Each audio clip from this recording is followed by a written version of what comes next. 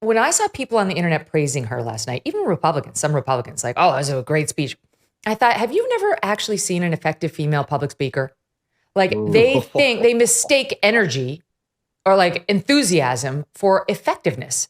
I mean, anyone can get up there and shout at you. She can shout at you. It doesn't make you a good public speaker. It was like an assault. It was, right? Don't you feel assaulted by what I just did? That's how I felt listening to her. So I have a whole theory on her, and I'm going to walk you through my theory. And now I want your take. Now, okay.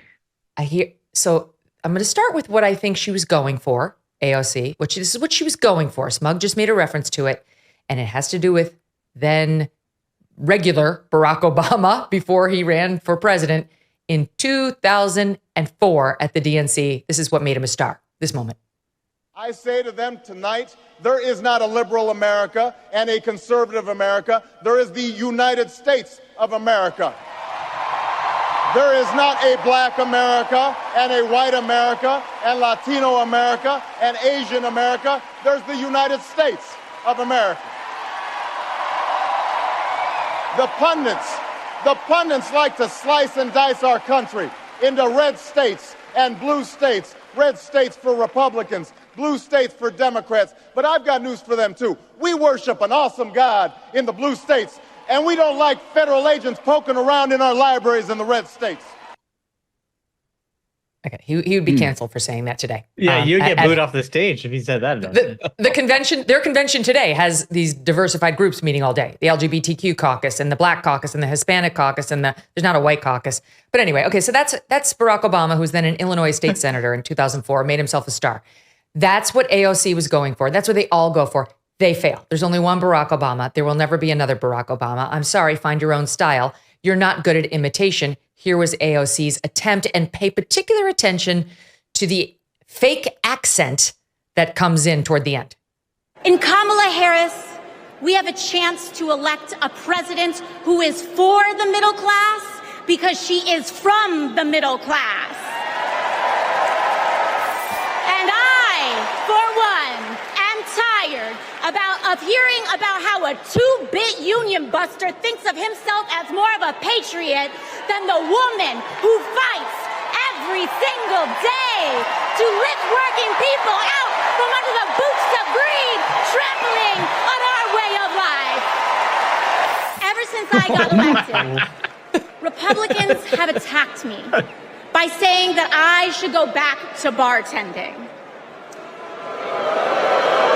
But let me tell you, I'm happy to any day of the week because there is nothing wrong with working for a living.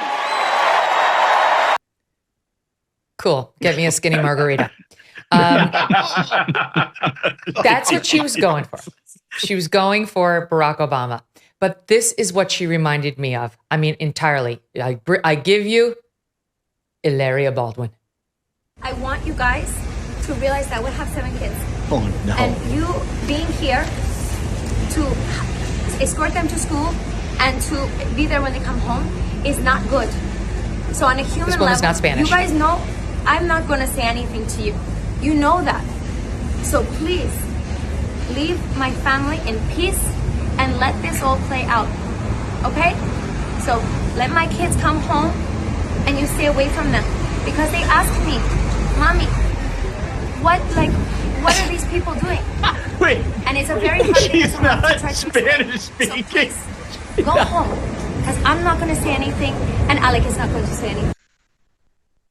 She's like, por favor. How you say cucumber. And there was this is my final soundbite in this little riff.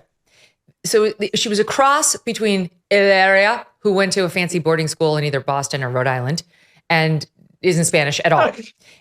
And also this guy. You may remember him from World War II as the leader of Italy. Oh my God.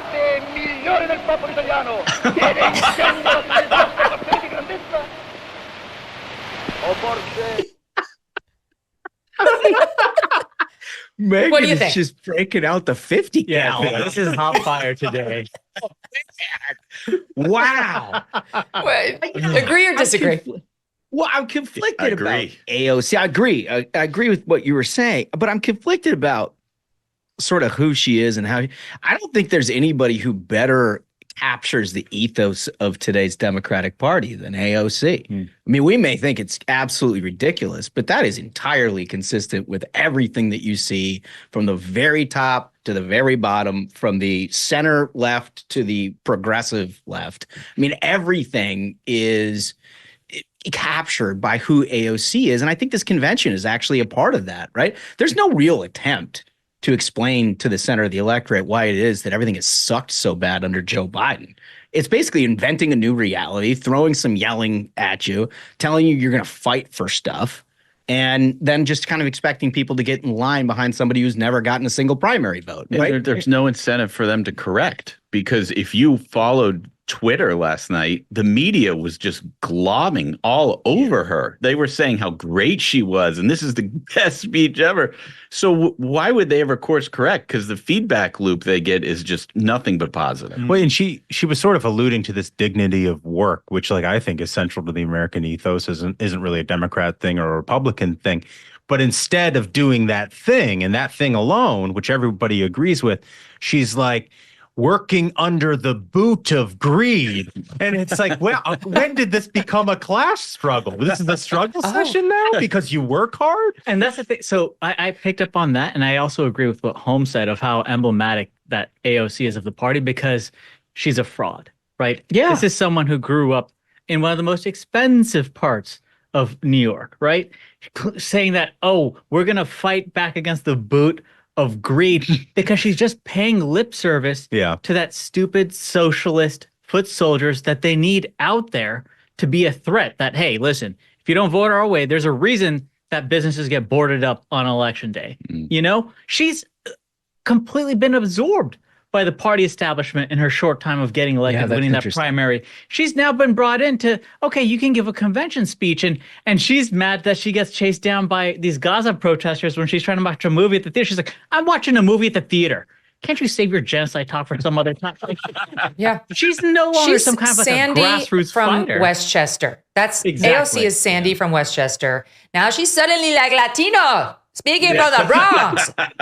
Like, you're so The entire fake. party is a fraud. And like when they talk about how they're going to help working people, they're the ones who have put the boots on the working class's neck with the way inflation has gone up over the 4 years. It's a huge fraud. Is that like a Rosie Perez sort of thing you're doing there? Yeah, from White Men Can't Jump. White Men Can't Jump. I mean, you sort of like sounded that, that is there. what I hear her doing. I am imitating That her is really imitating good. a Spanish person. Oh, yeah. That's really So good. that's my Spanish imitation of her Spanish. And by the way, speaking of which, now they've been doing like the parade of celebrities there. And is it tonight that Ana Navarro is their celebrity? Yeah. Oh my God. Oh my gosh. She got to the celebrity now somehow. I'm sorry, but that's like the kind of celebrity you'd find at a Republican National Convention where they can't find any celebrities. Bird. I don't know. We had Megyn Kelly walking around the Republican National Committee. That's a pretty big celebrity. So wait, you raise a very good point about the class warfare. All right. So, and they're all fakers, right? So Sandy from Westchester is Nazam Latino from the Bronx. And also her being like Kamala Harris, she understands middle class because she is from the middle class.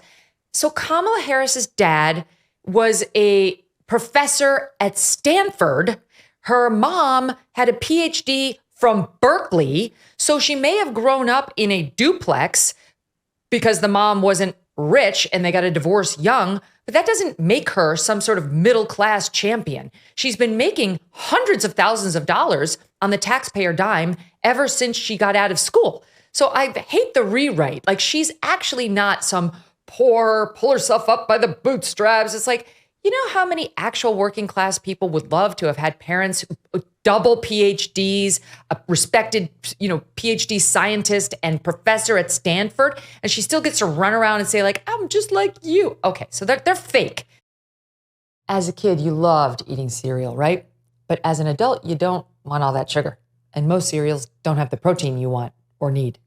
But then there's Magic Spoon, a nostalgically delicious cereal that tastes just like your childhood favorites, but without the sugar and with a ton of protein.